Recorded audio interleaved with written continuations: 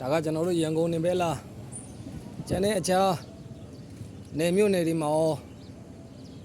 ဒီရာသီဥတုကြီးလားကောင်းကင်ကြီးကဒီလိုကြီးလားဒီထွက်စုလေးဝတ်လိုက်တော့ကျွန်တော်လဲတတိရတယ်ဗျဒီထွက်စုလေးမှာဒီမှာကြည့်ကျွန်တော်ရင်ဘက်မှာထွက်စုလေးရဲ့တစ်စိတ်ကဒီလိုလေးရှိတယ်တပါလေးလဲလို့မတ်ငယ်ပေးကြအောင်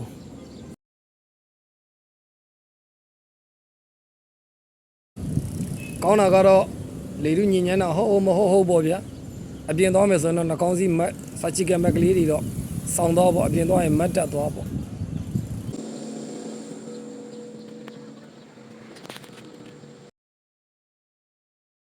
ကျွန်တော်ရာသီဥတုတွေပြောင်းလဲနေတာလား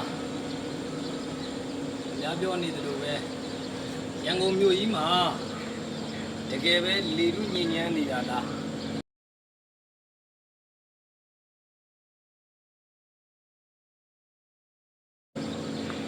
အဲ့တော့ဒီလိုကောင်းကင်တစ်ခုလုံးအုံပြက်ပြက်နဲ့နေရောင်ကြီးမထွက်တာ4-5 ရက်ရှိပြီ။ဘာပဲဖြစ်ဖြစ်တကယ်ချင်းတို့မိတ်ဆွေတို့ကို့အမျိုးတွေရောကိုကျမ်းမာရေးကိုကြီးဆိုင်ပါ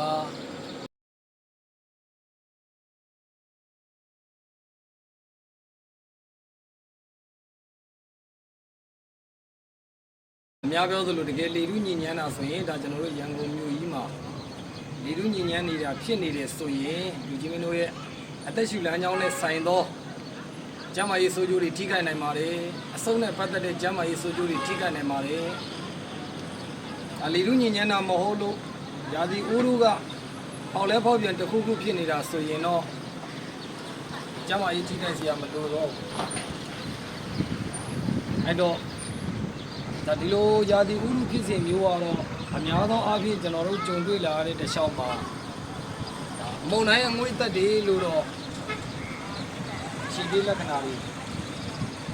ကြုံမှုတွေတွေ့မှုတွေအဲ့တော့ရာသီဥတု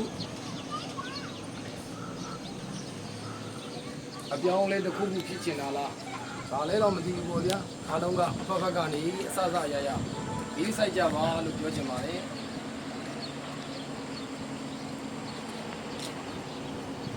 အားလုံးကိုချစ်တယ်ကျွန်တော်ကိုတော်ရာကြီးပါ special ကိုတော်ရာကြီးပါ